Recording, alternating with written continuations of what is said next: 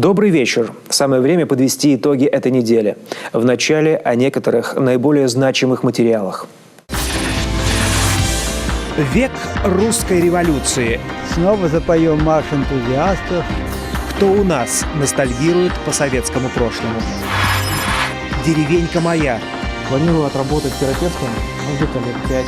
Как убедить молодых медиков работать на селе? И кино не для всех. Уровень номер 4. У нас каждый фильм находится на своем месте. Где в коме хранятся километры уникальной кинопленки. Начнем мы с обзора наиболее знаковых событий. Слово Константину Куратову. Глава Коми поручил довести до сведения представителей региона в Федеральном собрании информацию о текущей ситуации на Интаугле, чтобы те аргументированно отстаивали нашу позицию на заседании трехсторонней комиссии в Москве. Сейчас республика в ожидании распоряжения премьер-министра Дмитрия Медведева. Оно станет основанием для соглашения уже с Минпромом Коми. Федеральные средства, как ожидается, закроют проблему задолженности перед работниками.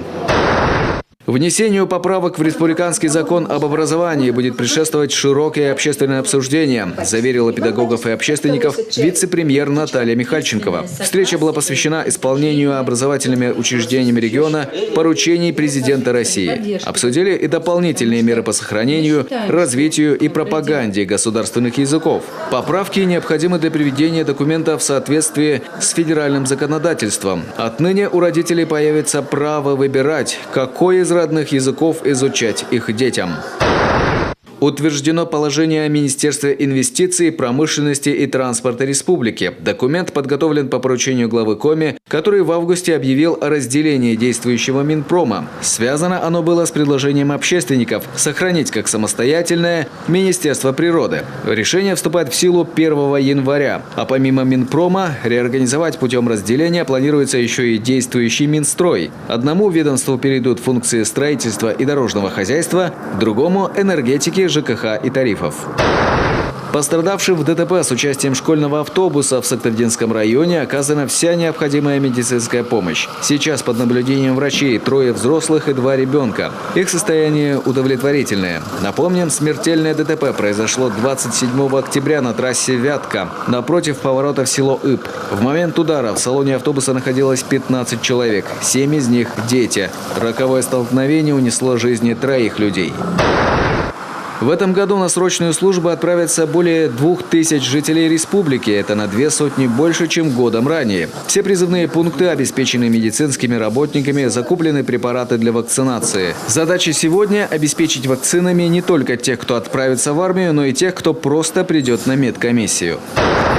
Поселок Гулешор Прилузского района, где расположены коровники и сельхозпредприятия «Южное», благополучно доставлен племенной скот из Венгрии. Всего 145 нетелей галштинской породы. Она считается самой продуктивной в мире по удоям, что должно существенно усилить позиции нашего региона в производстве молочки. Каждое животное обошлось в 160 тысяч рублей. Все буренки осемененные, через 2-3 месяца ожидается отел, и предприятие получит от них первое молоко. Как отмечают специалисты, эта порода по удоям выгодно отличается от холмогорской, которую сейчас в основном культивируют в хозяйствах Коми. Правда, молоко уступает в жирности.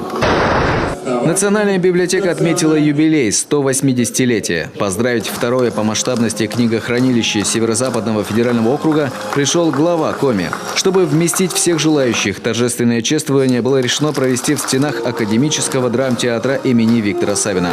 Сергей Гапликов отметил уникальность фондов и назвал бывшую Ленинку культурным достоянием региона, которое служит ориентиром для муниципальных библиотек.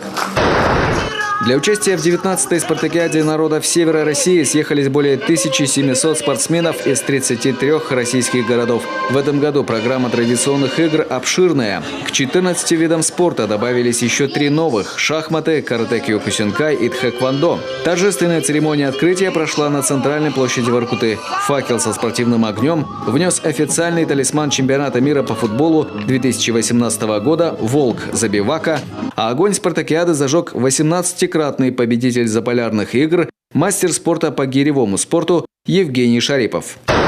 Вход на первый матч «Строителя» в Суперлиге будет бесплатным. Зрителей ждет специальная программа. Недалеко от трибун будет работать фастфуд. Новый сезон команда начнет 4 ноября игрой с новосибирским «Сибсельмашем». До конца года у «Строителя» календарь сверхнасыщенный. Только в ноябре Сыктывкарский клуб сыграет 7 раз. Но, по словам тренерского штаба, к этому ребят и готовили. Осталось четко разобрать план на игру. Главный контекст этой недели. Коми стремится больше не жить в долг. Тему глава республики Сергей Гапликов затронул на встрече с ветеранами боевых действий по случаю 30-летия вывода войск из Афганистана. По заявлению главы, от прошлого руководства региона, которое сейчас пребывает в Лефортово, региону достался долг по коммерческим кредитам в 38 миллиардов рублей. И это при том, что сам годовой бюджет Коми не дотягивает до 60 миллиардов. Впрочем, губернатор уверен, республике удастся выбраться из долговой ямы. Любовь Лапина знает почему. Последние несколько лет Коми буквально приходилось выживать. Ежегодно только по коммерческим кредитам республике нужно было выплачивать по 4 миллиарда рублей. А еще и различные социальные обязательства, которые, к слову, занимают львиную часть бюджета – целых 65%.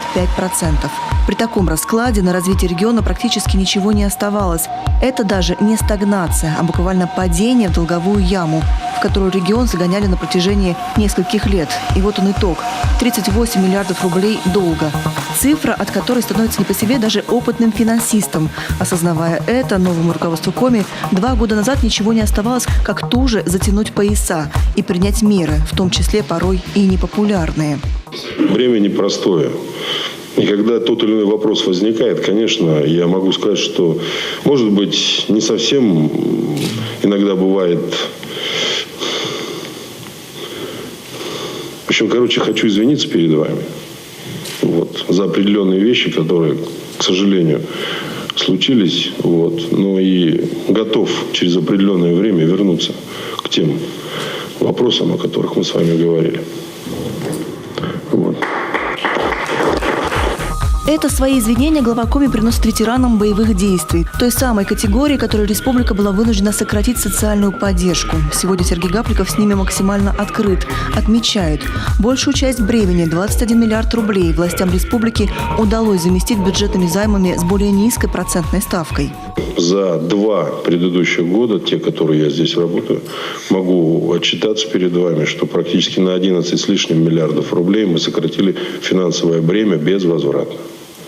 То есть оно больше не придет в республику, и нам не надо будет увеличивать соответствующие наши заимствования с тем, чтобы какие-то вопросы можно было решать. Это в любом случае сегодня мы решаем, а завтра это опять у нас вызывает необходимость и потребность перезамещаться, перекредитовываться и так далее. Жить в долг можно, в принципе, это ничего страшного нет, но он должен быть вполне разумный, и он должен, безусловно, никак не влиять на устойчивость финансовой системы. Сбалансированный. Именно так народные избранники характеризовали ровно год назад бюджет на предстоящий 2017. Работа над его версткой шла непросто. Времена сложные, а потребностей немало. На протяжении осени рабочие группы из депутатов и экспертов детально изучали госпрограммы, а по каждому будущему строительному объекту шли бурные дискуссии. В рамках реализации бюджетной политики в течение 2017-2019 годов мы, конечно, будем принимать все меры по снижению дефицита бюджета. Это, конечно, нам необходимо активизировать работу по увеличению налоговых и неналоговых доходов в республиканский бюджет. Ни в коем случае мы не должны принимать новые расходные обязательства, не обеспеченные источниками доходов. Это отказаться и от затратных мероприятий. Также мы должны продолжить уже на уровне отраслевых ведомств именно оптимизацию бюджетных расходов. Предполагалось, что дефицит бюджета в 2017 составит 7 миллиардов 700 миллионов рублей, а в перспективе к 2019 году сумма станет еще ниже. По предварительным оценкам, которые озвучились тогда, региону удастся снизить разницу в доходах и расходах до 2 миллиардов 700 миллионов рублей. Впрочем, ждать 2 года не пришлось. Доходная часть бюджета выросла на 4 миллиарда рублей уже к концу 2017-го. Хотелось бы похвалить, на самом деле, работу Министерства финансов Республики Коми. Они уменьшили выплаты по процентам за кредит на 666 миллионов рублей. Это связано с тем, что они провели очень большую работу по переходу с коммерческих кредитов на бюджетные кредиты, а также, в принципе, уменьшилось и тело самого кредита. При этом республика продолжит экономить на чиновниках и госуслугах. Снизятся расходы на содержание органов власти. Неэффективные госучреждения укрупнятся, а в некоторых случаях и уйдут на аутсорсинг. На всех уровнях запланировано сокращение. Так некоторые чины даже лишатся служебного автомобиля. К слову, лишнее госимущество тоже, скорее всего, продадут. Это почти 500 объектов. А работу по возврату ранее отчужденной госсобственности продолжат. С начала 2017 года его уже было возвращено на 1,5 миллиарда рублей. Возвращаются в казну и доли госпредприятий энергетического комплекса и коммунальной сферы уже на 6 миллиардов. А в целом по республике проводится так называемая сплошная инвентаризация. Непосредственно ее проводит муниципальное образование Республики Коми, администрация муниципальных образований. Они сплошным образом обходят территорию комиссии, обходят территорию районных центров, всех поселений, выявляют неучтенные объекты и проводят работу с их потенциальными собственниками и, в общем-то, убеждают их поставить вот эти объекты, земельные участки на кадастровый учет для того, чтобы зарегистрировать право собственности. Госзакупки с будущего года станут централизованными. Это позволит экономить и приобретать более качественную продукцию, в том числе у малых и средних предприятий. Делается ставка и на крупные инвестпроекты. Сейчас в разработке у республиканских властей 190 бизнес-идей. В условиях жесткой конкуренции нужно оставаться привлекательным для инвесторов, а потому Коми не намерена отказываться от налоговых льгот, предлагая и новые механизмы поддержки. Земельных участков без торгов для крупных проектов. В текущем году такой формой поддержки воспользовались инициаторы реализации 2 инвестиционных проектов. Это проект по строительству мусоперерабатывающего завода в городе Сыктывкаре, компания «Авангард Трансстрой», а также проект по строительству тепличного комплекса для выращивания овощной продукции в Сосновоборске. Ужесточатся с следующего года и контроль за участниками госпрограмм. При этом агропромышленный сектор и малый бизнес по-прежнему остаются приоритетными направлениями. Однако форма субсидирования кардинально поменяется. Вместо грантов отныне они будут получать средства по фактическим расходам. Жители Коми все так же будут вовлекать в обсуждение и принятие конкретных бюджетных решений. Продолжит работу народный бюджет. Проекты законов, которые затрагивают права и интересы жителей или бизнеса, власти намерены выставлять на общественное обсуждение и ждут такой же ответной реакции от населения. Основное, что граждане должны принимать участие в ремонте и реконструкции тех дворовых территорий. Промышленный сектор начнут развивать по новой схеме. Бизнесу предоставят возможность расширяться, чтобы внедрять все новые производства и наращивать объемы. Драйверами показателей следующего года объявлены лес и нефтянка. Помочь прежде всего ускорить возможность становления проекта. А такие проекты у нас есть практически в каждом сегменте, будь то нефтянка, допустим, Ламбейшорского месторождения, которое мы недавно ввели, 2 энергоцентра, которые практически их энергетика позволяет организовать системную закачку в пласты с тяжелой нефтью. Это проекты лесной отрасли, от простых, как проекты пеллетного производства, до стратегических, как очередной проект «Горизонт», «Монди Бизнес», который позволит практически на 20% увеличить мощности комбината. Еще одна задача – выйти по добыче угля на прежние объемы. Показатели ранее уронили авария на воркутинской шахте «Северная» и остановка добычи в Инте. К слову о Приполярье. Благодаря главе, который лоббировал вопрос будущего моногорода лично, правительство России выделит на спасение Интаугля 1 300 000 000 рублей. И это не единственная позитивная новость для региона. Москва кардинально изменила подход к софинансированию проектов. Теперь львиную долю, почти 70%, федералы возьмут на себя уже со следующего года. К слову, тоже при личном участии Сергея Гапликова. В Коми выправляется ситуация с медицинскими кадрами, коих прежде не хватало. На работу практически во все сельские районы республики прибыли 63 врача. Больше трети молодых специалистов уже приступили к своим обязанностям. Новички получили по 1 000 000 рублей подъемных в рамках программы «Земский доктор», благодаря которой, кстати, в медучреждения региона только в этом году удалось привлечь почти на 2 десятка врачей больше, чем в прошлом. Как обстоят дела с кадрами сейчас, расскажет Александра Головина. Троицко-Печорский стационар вот уже несколько лет считался самым проблемным в регионе. Штат здесь был укомплектован меньше, чем наполовину. Из 6 положенных только 3 терапевта. Не было и узких специалистов. Выкручивались как могли, работали по совместительству с утра и до поздней ночи. Теперь здесь 7 врачей, это не считая еще 2 с опытом работы. Дождались акушера-гинеколога, педиатра, хирурга, анестезиолога, реаниматолога и терапевтов. Психотерапевт для Охотничьего района тоже был крайне необходим. За разрешением любителям пострелять раньше приходилось ездить в соседние районы. 3 новичков – целевики. Среди них Виталий Андрейчук. Родился и вырос здесь, в Троицко-Печорске. После 9 класса я поступил в Салихардское медицинское училище, закончил его в 2010 году, получил специальность медицинский брат. По этой профессии я не проработал, но готовился к поступлению в высшее медицинское, поступил. Планирую отработать терапевтом где-то лет 5. Потом, возможно, пойду в ординатуру. На заработки молодой человек приехал не один, с любимой девушкой. Она работает здесь же, анестезиологом-реаниматологом. Оба закончили коми-филиал Кировской медицинской академии. На решение приехать сюда за 1500 километров от столицы региона во многом повлияла зарплата. В среднем они будут получать здесь 60 000 рублей, плюс стимулирующая. Почему я сюда решила поехать? Так как хочу участвовать в программе «Земский доктор». И как раз в Троицко-Печорске эта программа осуществляется. И решила сюда приехать вместе с молодым человеком. Каждый из новичков в рамках программы «Земский доктор» получил по 1 000 000. Решили здесь и жилищный вопрос. Часть персонала обеспечена муниципальными квартирами, другие снимают за счет внебюджетных средств больницы. Но все же проблема с квадратными метрами остается и не только в Троицко-Печорске. Стараемся совместно работать с администрацией, чтобы они оказывали, главы сельских поселений, и наша администрация, чтобы оказывали содействие в жилищном вопросе. Например, в прошлом году фельдшер пришел в поселок Альджером, глава сельского поселения, и обеспечил его жильем.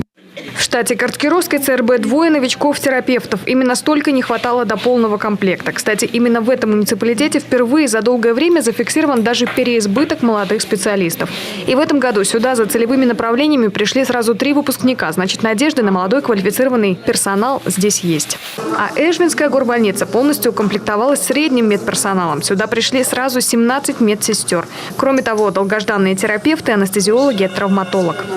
Мы очень рады, что они к нам пришли. Мы постараемся их задержать. Они, конечно, большое облегчение будет для нашего стационара, но этого еще крайне недостаточно. То есть кадровый голод у нас, конечно же, есть. Мы надеемся, что на будущий год пополнимся еще средними медицинскими работниками. За последние 5 лет, по информации регионального министерства здравоохранения, выявляемость заболеваний на селе улучшилась. Сократилась смертность, возросла продолжительность жизни. И в этом не последнюю роль сыграла программа «Земский доктор». Сегодня 95% выпускников медицинских колледжей получают работу по специальности. Это значительно больше, чем еще несколько лет назад. Но и на этом республика не останавливается. Продолжаем контрактную подготовку. В этом году мы по контрактной подготовке заключили договор на 40 студентов. В следующем году у нас также запланированы средства на 40 студентов. Также мы планируем, что не менее 2 человек мы отправим учиться по специальности педиатрия. До этого было только лечебное дело. Также планируем в нашем университете, при медицинском институте, открыть факультет педиатрический, то есть выпускать уже готовых врачей-педиатров. Большая работа предстоит в так называемом постдипломном образовании врачей. Специалисты каждые 5 лет сегодня должны набирать определенную сумму баллов за счет посещения лекций и мастер-классов. Меры направлены на повышение качества профессионального образования, ведь медицина не стоит на месте, и для работы с новыми технологиями знания нужно освежать. Грядет вековой юбилей революции, события, уроки которого, по заявлению президента страны, нам ни в коем случае нельзя повторять. Юбилей революции в республике встречают по-разному. Коммунисты ожидаемо митингами и концертами.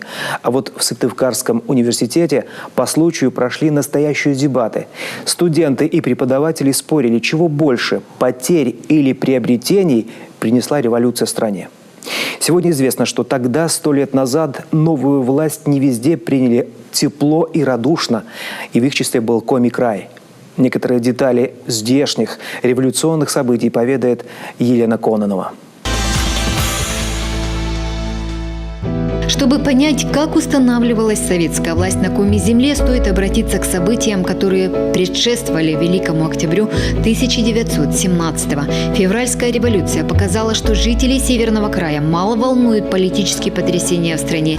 К известию об отречении Николая II от престола зыряне отнеслись достаточно спокойно. Главное для них – хлеб и работа, а для местных властей – спокойствие населения. Поэтому чиновники продолжали, как и раньше, решать житейские вопросы. Выдавали земельные участки, создавали ассенизаторские обозы. Пошумели в Усть-Сысольске разве что студенты. Они у себя в мужской гимназии сорвали российский флаг, трехцветные, избавились от белой и синей полосы. И вот эту шелковую красную полоску они несли вот в ходе этой демонстрации. Причем возглавлял эту демонстрацию духовой оркестр, единственный на тот момент в городе Усть-Сысольске. И этим они привлекали людей. Демонстрация шла от мужской гимназии по улице, тогда еще Спасской, которая в ноябре станет советской, 1918 года. На следующий день студенты учинили казнь портрету Николая II. Но и на этом, собственно, февральская революционная эйфория в Усть-Сысольске закончилась, пока через несколько месяцев снова не грянул гром. Вернее, исторический залп «Авроры».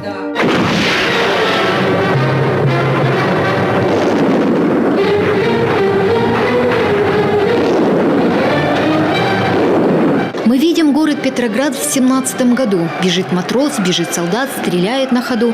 Эти стихи поэта Сергея Михалкова, в том числе и о жителях нашего края. Некоторые этнографы рассказывают, что коми-солдаты были в тот день на борту легендарного крейсера и даже подавали снаряды для пушки. Некоторые из наших земляков писали в воспоминаниях, что участвовали в штурме Зимнего. Но насколько это правда, сегодня сказать трудно. Впрочем, доподлинно известно, что служивые из Коми в тот день были в Петрограде и охраняли мосты. Были в городе на Неве и наши штатские. Николай Яковлевич Морозов из Межадра как раз накануне революции женился в Санкт-Петербурге. Главные свидетели – вот эти фотографии. А значит, несмотря на то, что в северной столице были большие беспорядки, жизнь текла своим чередом. Николай Яковлевич в этот период сначала служил на срочной службе в Петербурге, но и остался на сверхурочную, то есть события, произошедшие в Петрограде, он наблюдал воочию, то есть находился именно там. Хотя в военных действиях, вот, в самом перевороте, он к нему прямого отношения не имеет, он не участвовал. До Усть-Сысольска известие о том, что власть в стране захватили большевики, пришло только на третий день после событий в Петрограде. Земский совет эту новость принял резко отрицательно, а в местной прессе недоумевали, мол, в Коми объявился какой-то революционный комитет и заявил, что власть должна принадлежать ему. Причем таких комитетов на тот момент в нашем крае оказалось немало, и народ, который больше переживал по поводу отсутствия спичек, совсем растерялся. Представьте себе, объявилось добрый десяток разных претендентов на власть. Старые, новые, полуновые, полустарые. Все дают какие-то приказы, все чего-то требуют. Первым делом все идут обыскивать магазины, значит, чтобы там поставить на учет продукты, еду, товары и все прочее. Вот когда сейчас-то, когда наш бизнес переживает, что у него проверка проводит государство, тогда, когда эти приходили по 10 раз на неделю, причем все разные, в общем, все хозяйство приходило в упадок. В городе установилось сразу несколько ветвей власти: Совет солдатского гарнизона, Совет солдатских депутатов и земство. При этом они не знали, что делать дальше. По всему Коми-краю царили разруха и голод, а хлеба и денег не было ни у кого. И неудивительно, что зырянские крестьяне откровенно игнорировали большевиков. Накормить-то они их не в силах. В Усть-Цильме, допустим, да, к советской власти относились настолько настороженно и считали, что это власть бездельников. Значит, ну что же принять власть? Кто в ней? Бездельники. А если бездельники, чем же они могут помочь-то? Да? Мы разрушим прежнюю власть, новую власть не создадим. Зачем нам эти советы? И даже когда, допустим,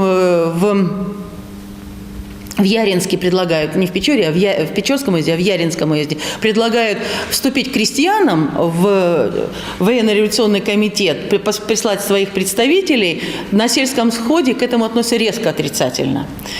То есть получается, что установление советской власти, она тормозила тем, что население никак не хотело реагировать на новую власть. Когда новая власть установилась практически по всей стране, Север все еще сомневался, принять ли ее. И когда в январе уже 1918-го создавался уездный совет, его сделали временным и беспартийным, чтобы можно было в любой момент разогнать, если не понравится. Впрочем, все разрешилось летом 18-го, когда в Усть-Сысольске появился красноармейский отряд во главе со Степаном Ларионовым, так сказать, на помощь советам. Тогда-то уездный совет и стал большевистским. Еще одной особенностью ситуации на территории нашего края, фактически с того самого января, с 19 января 1918 года был такой момент. Создали советы временные, какие есть. Но еще одним важным решением на съезде было не создавать комитеты бедноты, комбеды. Те самые отряды, которые должны были изъять излишки у зажиточных людей и раздать их бедноте. Уже тогда было твердо сказано, что этого быть не должно, недопустимо, потому что это в обязательном порядке приведет к гражданской войне. И когда в июле советы стали уже большевистскими, то первое, что делается, начинают создаваться комитеты бедноты. Что, между прочим, когда уже начинается гражданская война, сыграло на руку белым. Сегодня, спустя 100 лет, возникает много споров по поводу того, а что хорошего дала Октябрьская революция стране.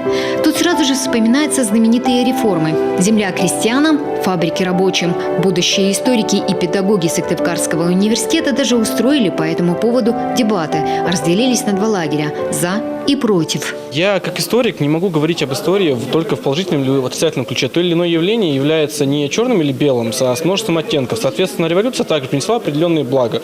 Какие-то социальные блага, образование в том числе бесплатное. Но были отрицательные факторы, условно говоря, например, в судьбе советского человека. То есть это и репрессии в дальнейшем, и гражданская война, и все остальное. Революция имеет огромное наследие. Появление такой страны после революции, как Советского Союза, изменило весь мир. Все социальные программы других, даже капиталистических государств, были построены в пример Советскому Союзу. Коми-народу тот революционный год принес идею о создании зырянской автономии. Правда, воплотить ее удалось только спустя 4 года. Но именно тогда в кулуарах местной думы, а ее называли не иначе, как Зырянской, были сделаны первые шаги к независимости края. Сегодня об октябрьских событиях столетней давности в Сыктывкаре напоминает разве что памятник Ленину, вождю пролетариата, главному организатору и руководителю Октябрьского переворота. Теперь его вспоминают только раз в году. 7 ноября коммунисты возлагают к монументу цветы. Изредка приходят и те, кто сегодня вспоминает советское время с ностальгией. Вихри враждебные веют над нами, черные силы нас злобно гнетут. В бой роковой мы вступили с врагами, нас еще судьбы безвестные ждут. Ну и так далее. Много будем петь песен в честь столетия и думать о том, как же нам, в общем, реализовать в конце концов то, что 100 лет наметили. Так ведь это до сих пор не реализовано. 80 лет исполнилось на этой неделе Коми-кино-видеопрокату, организации, которая приобщает жителей республики к важнейшему из искусств. По случаю в Сыктывкаре ждут кавказскую пленницу, заслуженную артистку России Наталью Варлей. Актриса выступит с творческим вечером и поздравит Коми-кино-видеопрокат, единственную в Коми организацию, благодаря которой даже в самых отдаленных поселках люди сегодня могут смотреть кино. Слово Таисии Жаковой.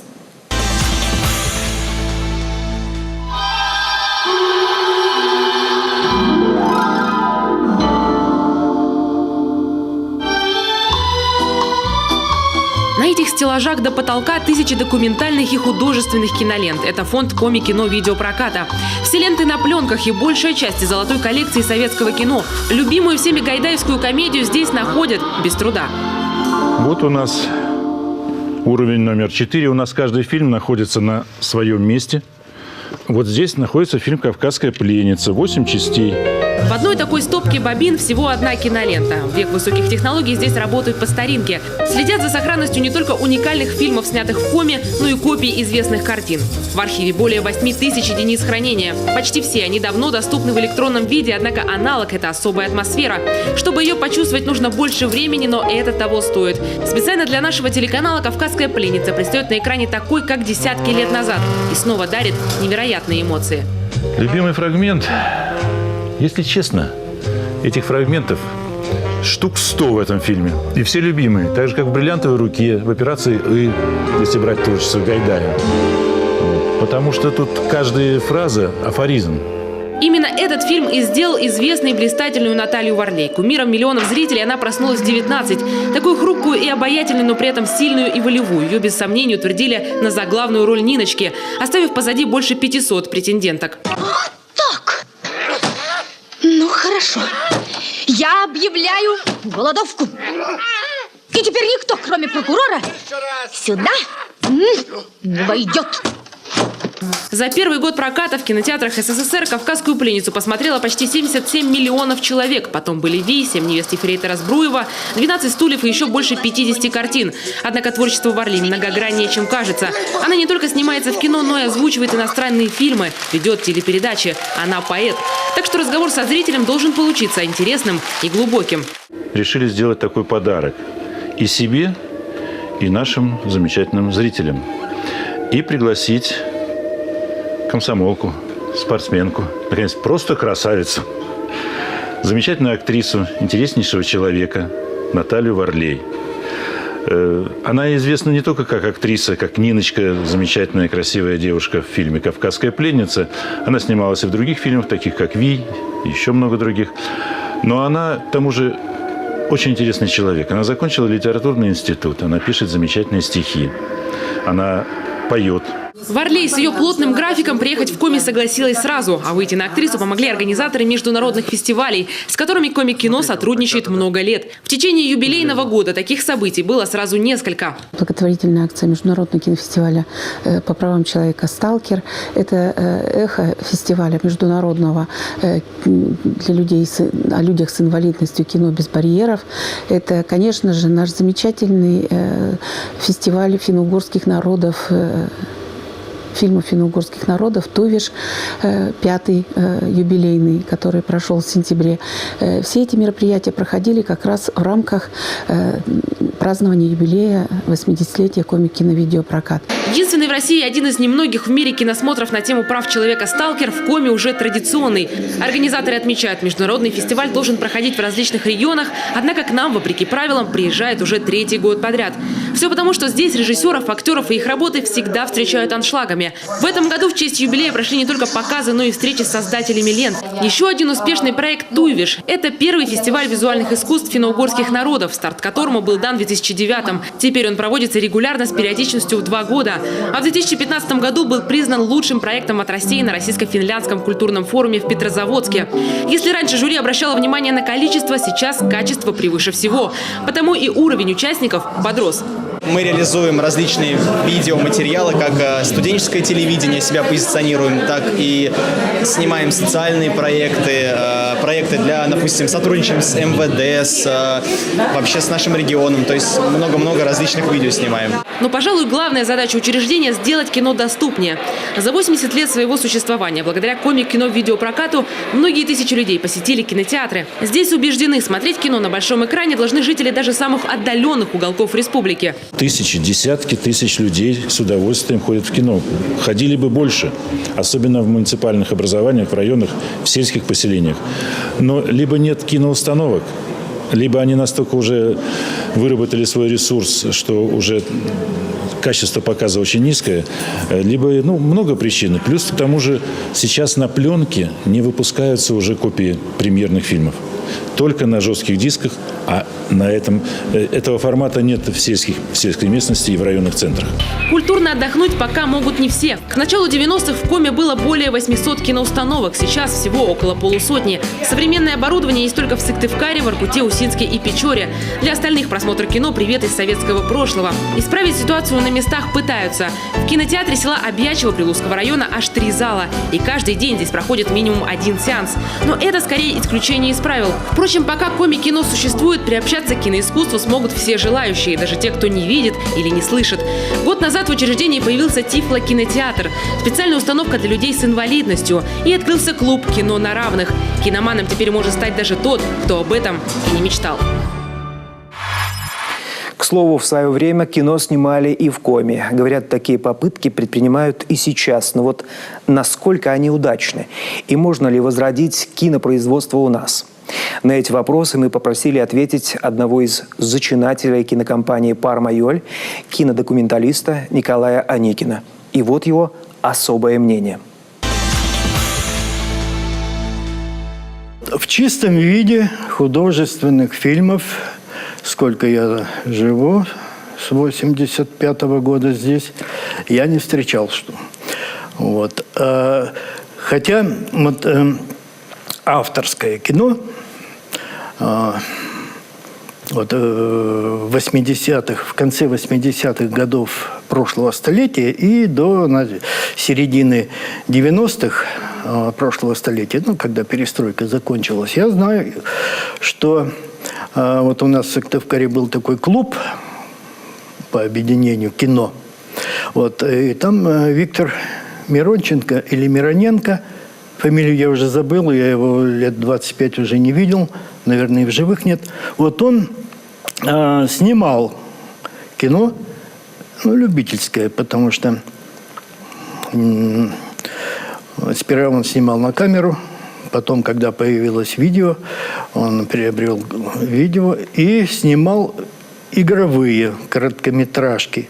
Но нигде это не показывалось. Он участвовал в каких-то конкурсах, но нормального, профессионального художественного кино в республике никогда не было. Сейчас все что-то сняли, выложили в интернет, да.